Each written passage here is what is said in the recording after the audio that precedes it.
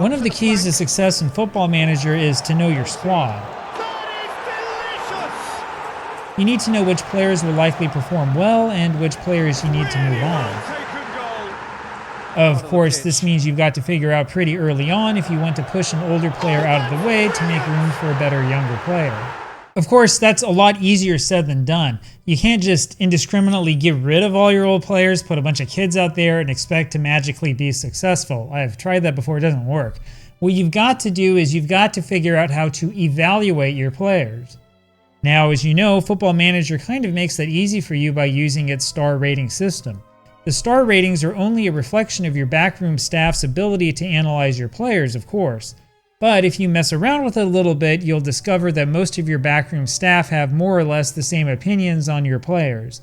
Of course, the people who really know Football Manager will tell you to pay attention to player attributes instead of the stars.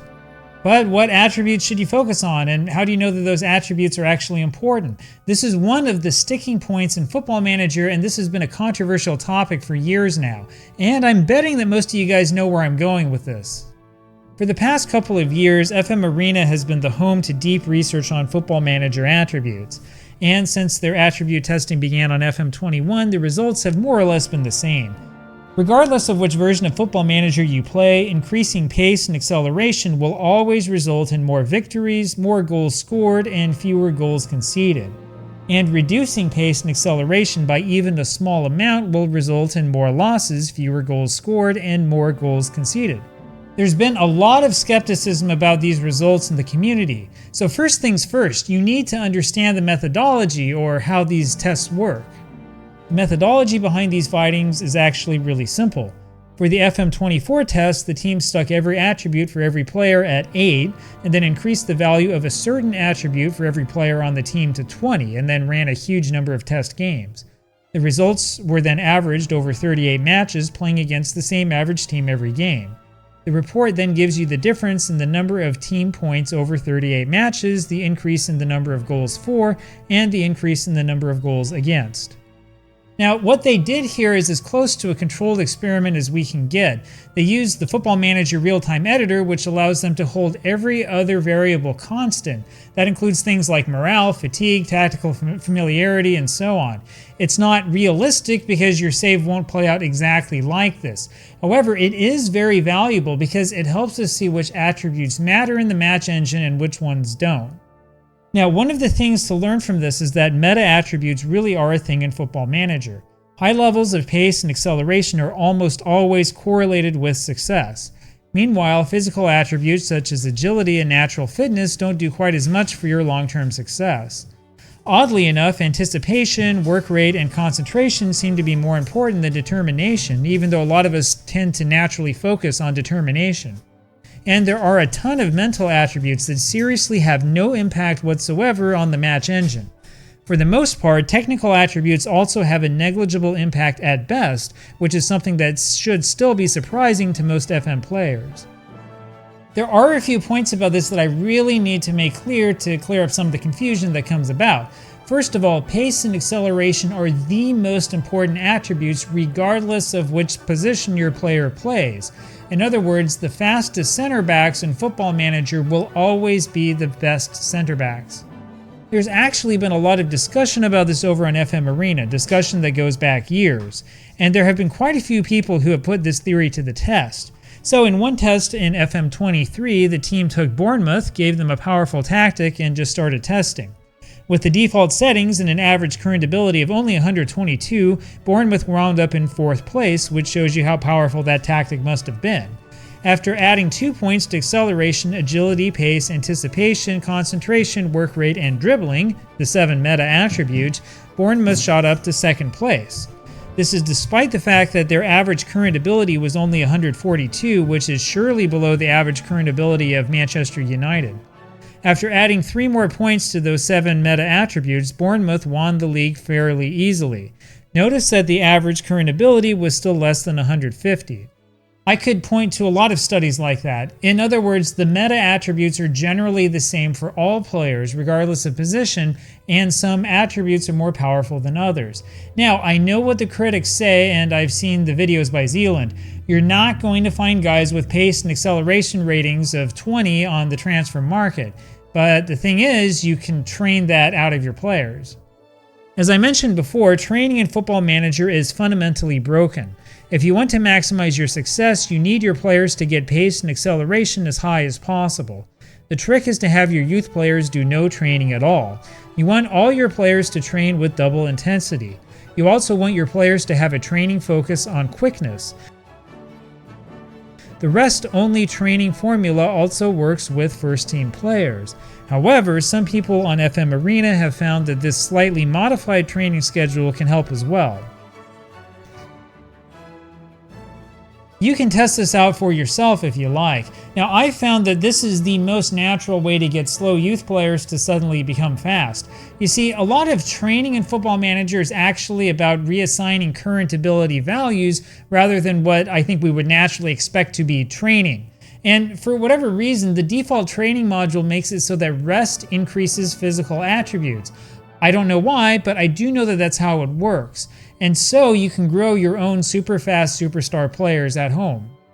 Remember too that players don't really need first team football for their development until they turn 18, and thank you to Evidence-Based Football Manager for teaching us about that one. In an ideal setup, you'll have 2 guys for each position on each of your teams, a starter and a backup. And on your first team, you ideally want your backup to be somebody who is 18 or 19 years old. The idea is to then rotate these players in from time to time to give them first team experience, and the players who don't fit into your system can be stuck out on loan until they're good enough to be sold off. When it comes to attributes though, one question that I see a lot is whether things like consistency or team cohesion or the other intangibles might have a bigger impact than pace and acceleration, but luckily for us, that's also been tested. Believe it or not, set-piece ability has basically no impact on your team's success. Consistency has a little bit of an impact, but it's nothing compared to pace and acceleration. Going from accomplished to natural on the position rating also doesn't really have much of an impact. Morale is largely meaningless, which means you've been worrying about those team talks and team meetings for no reason. Conditioning means a little bit more, but not much in the long run. And, surprise surprise, team cohesion also really doesn't mean anything. So, those of you who worry that the meta training schedule doesn't help team cohesion are literally worrying about nothing.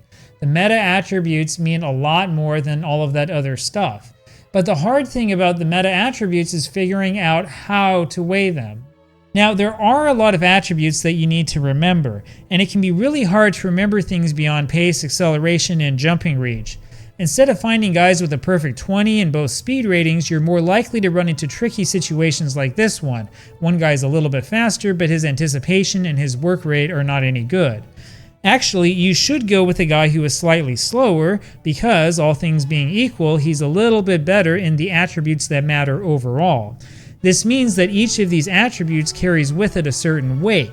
This is similar to the concept of linear weights if you're a baseball fan like me. Once we have an idea of what those weights are, we can create a score for each player, something that can replace the star rating system that comes with Football Manager. As you know, star ratings are really ambiguous and don't necessarily mean much. Instead, I really recommend taking a look at the FM Arena Calculator website. I've linked to it in the description. To get this calculator to work, you need to download the views that come for free on the website. You need to look at your players and then export your screen to an HTML file. Sometimes the attribute numbers don't come up right. If this happens, you'll need to exit Football Manager and open it up again. That should fix it.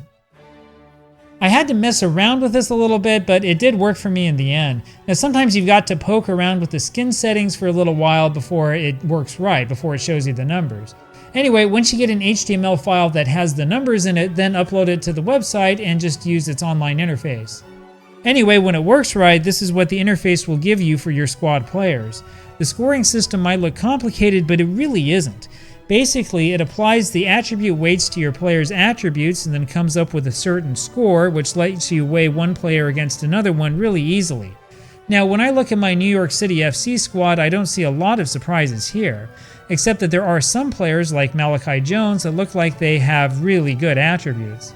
Now, the coolest thing about this free FM Arena calculator is that it includes its own squad planner, and this one is much better than the awful one that comes with Football Manager. The squad planner was one of the highlighted features for FM23. Personally, I've never been able to get this to work right. It has a tendency to move players around on its own, and it updates whenever you add anybody to your shortlist. I think this is one of the worst innovations in FM history.